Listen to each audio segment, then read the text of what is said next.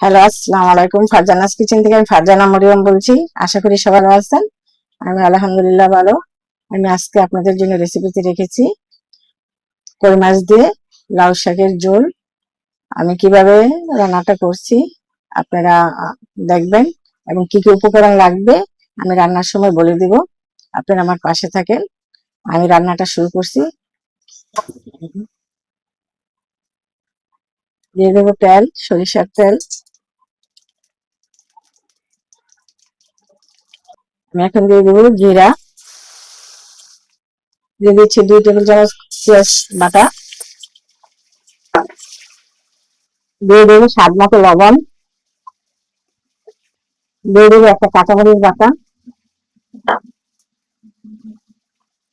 দিয়ে দিচ্ছি half table চামচ হলুদ, দিয়ে দিলাম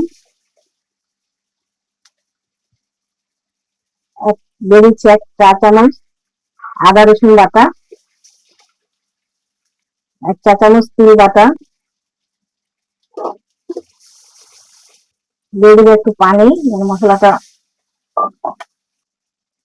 দিয়ে দিচ্ছি 1 চা চামচ ধনিয়া গুঁড়া। সবগুলো মশলা ভালো করে কষিয়ে নেব। আমি এখন দিয়ে দেবো কই মাছ ভালো করে ধুয়ে রেখেছি।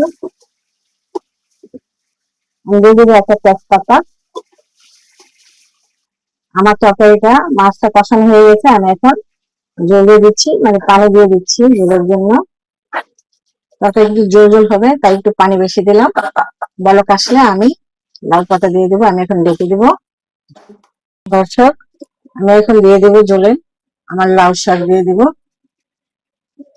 জলটা প্রায় হয়ে গেছে। লাউ শাক দিয়ে দিলাম।